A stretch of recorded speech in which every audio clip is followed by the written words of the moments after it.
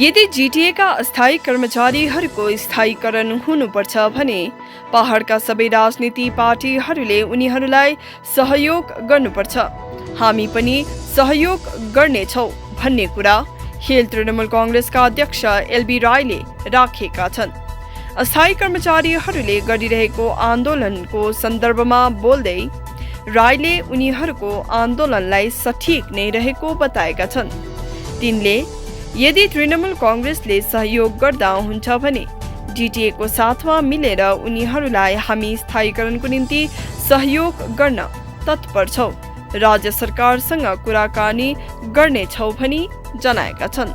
जुन किसिमको लाइब्रेरी छ त्यो विषय लिएर हामीहरू अस्ति कुरा भएको छ। यो विषय लिएर हामी मिटिङ बस्छौँ र चेयरम्यान साहबले मिटिङ राख्नुहुन्छ, प्रिन्सिपल सेक्रेटरीले मिटिङ राख्नुहुन्छ र त्यो मिटिङमा हामी तय गर्छौँ कि हामीले के गर्नुपर्ने।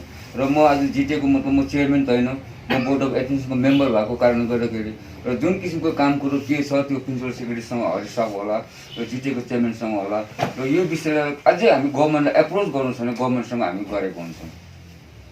पहल हुन्छ कि हुँदैन उहाँको स्थायीकरणको निम्ति? अब पेमेन्ट भनेपछि मतलब अहिले चाहिँ मतलब टोटली उहाँहरू अन्डर जिटिए हो, अन्डर जिटिए र अन्डर जिटिएमा के कुरो भएको छ त्यो कुरो मतलब पेमेन्ट कर्मचारीले हामीलाई भेटेको छैन। यदि पाहाडमा हुन्छ भने तृणमूल कांग्रेस त होइन, यो जम्मै पार्टीले उहाँहरूलाई सपोर्ट गर्नुपर्छ। यदि तृणमूल कांग्रेसकोबाट सक्षम हुन्छ, उहाँले गभर्मेन्टले दिन सक्छ भने हामीले अन्डर प्रेसर गर्नु पर्यो। जिटिएको साथमा मिलेर हामी पनि प्रेसर गर्छौँ र यो प्रेसर त हुनु पर्यो। र त्यसले गर्दाखेरि उहाँहरूलाई हामी यही भन्न चाहन्छौँ कि यदि हाम्रो पार्टीबाट टिएमसी पार्टीबाट मद्दत गर्नु छ भने हामी मद्दत गर्नु लागि तयारी छौँ।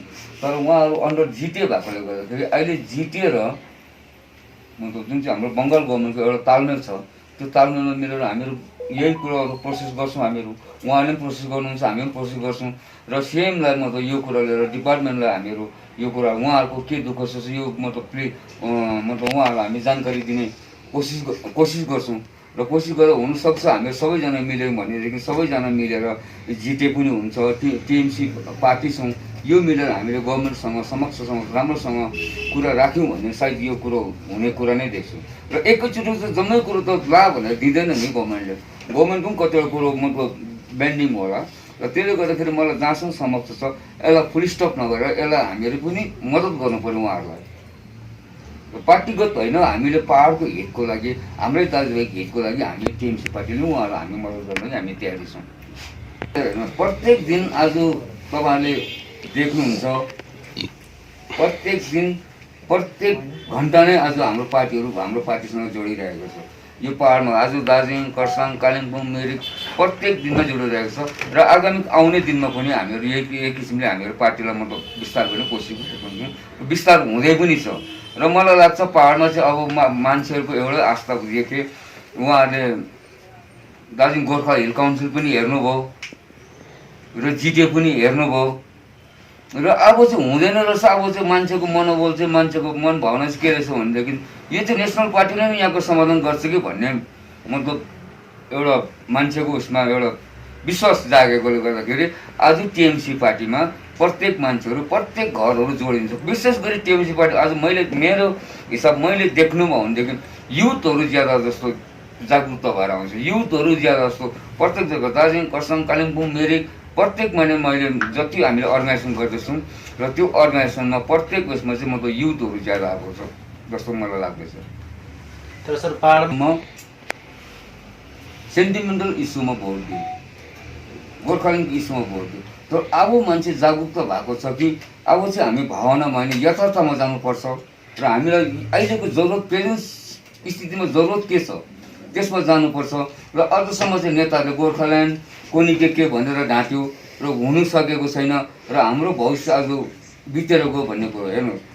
86 सालदेखि आन्दोलन भएको, 86 साल आज कति साल भयो यो कुरो समाधान हुनु र आज हाम्रो नानीहरूको भविष्य आन्दोलन र आशासम्म बितेर गयो र यो कुरोहरू अहिलेसम्म गर्नु सकेको छैन, कुनै पनि यहाँको पार्टीले गर्नु सकेन। उहाँलाई एउटा आस्था भयो कि अब चाहिँ टिएमसी पार्टीले गर्ने रहेछ भन्ने विश्वास भएको छ र यो पालिको भोट मलाई लाग्छ मान्छेले सेन्टिमेन्टलमा होइन भावनामा होइन यथार्थमा भोट दिन्छ र त्यस कारणले गर्दाखेरि हिजोको कुरोलाई मान्छेले भुलिसक्यो।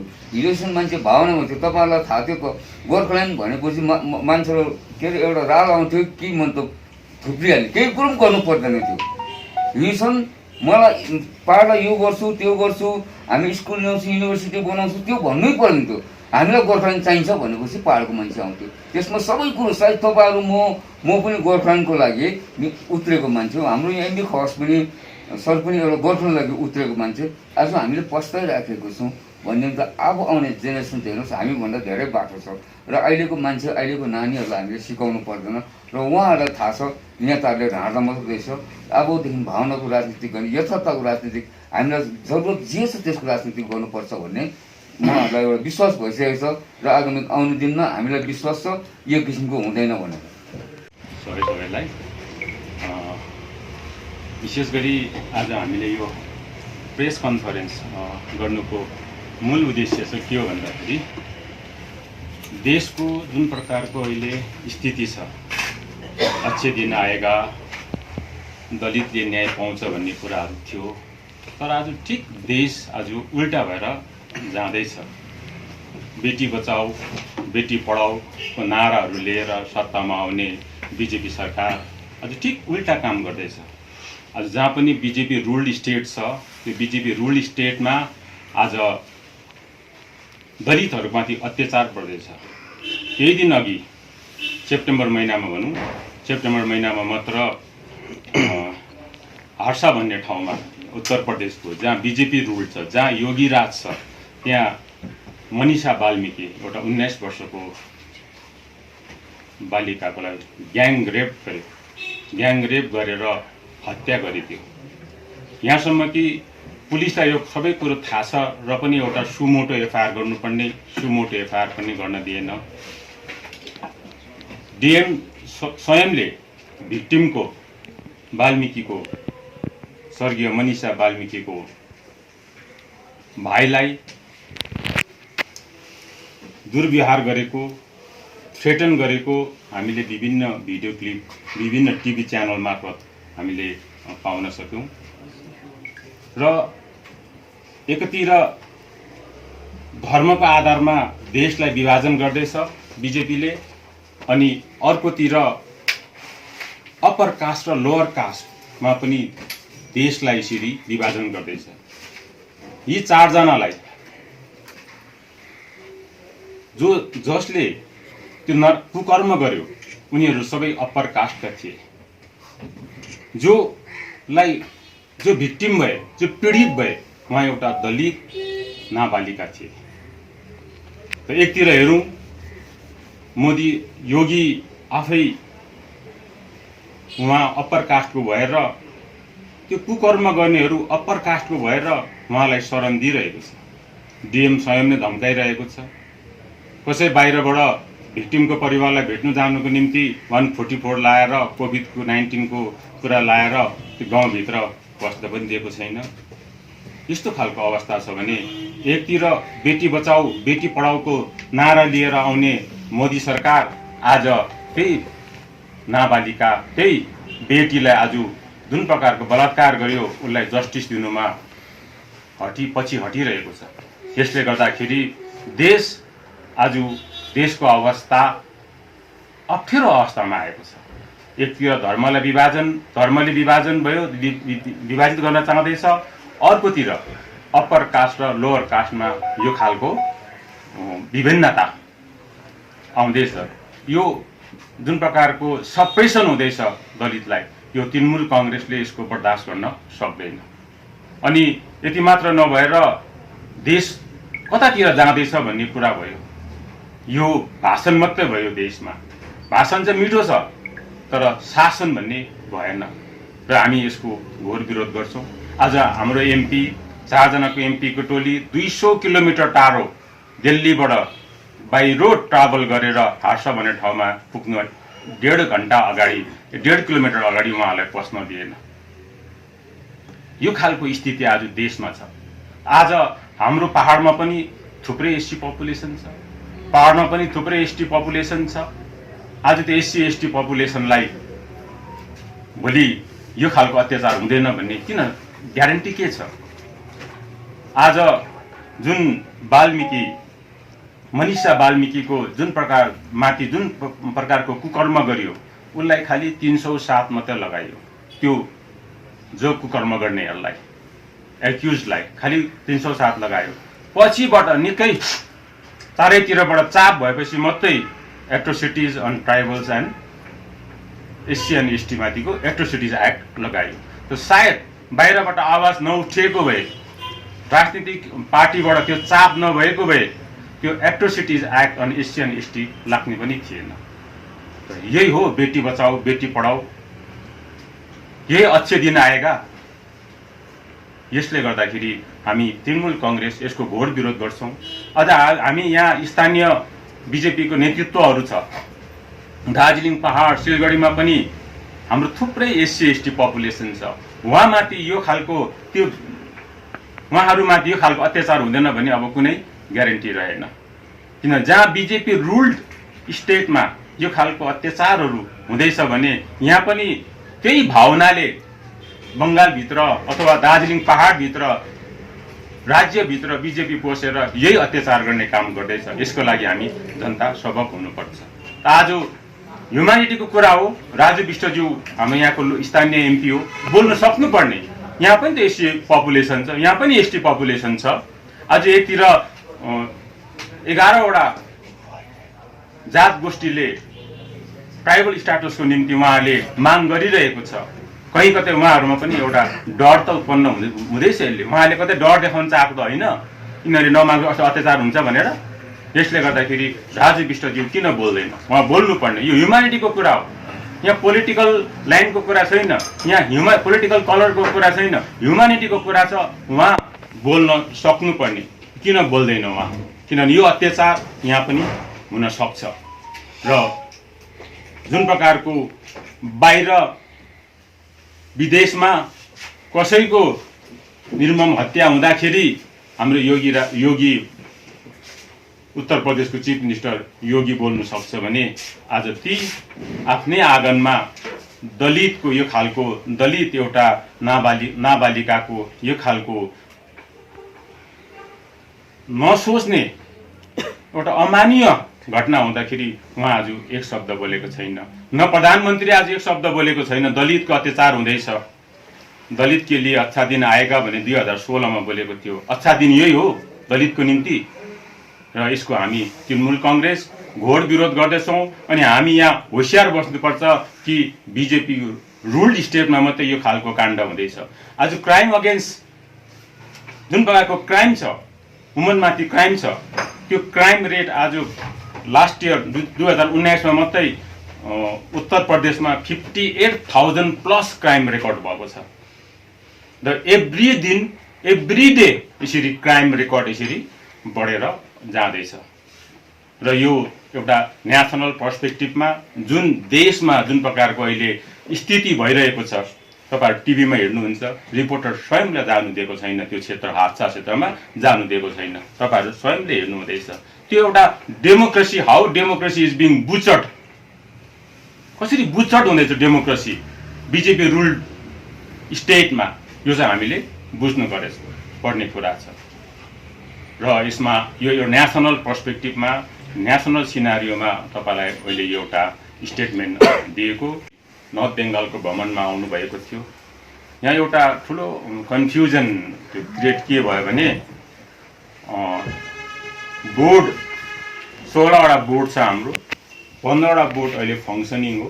एउटा बोर्डको अलिकति हामी बोर्डको चाहिँ फङ्सन भएको छैन र त्यो बोर्डको निम्ति एउटा निगरानी कमिटी बनाइदिएको छ अथवा एउटा मोनिटरिङ सेल बनाइदिएको छ।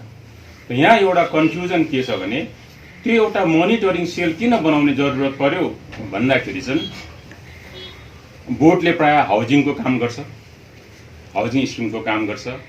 त्यो हाउजिङ स्किम पञ्चायतले पनि प्राइम मिनिस्टर आवास योजना अन्तर्गत गर्छ, विभिन्न गीताञ्जली योजना अन्तर्गत जिटिएले ब्लकले पनि त्यो हाउजिङ स्किम गर्छ।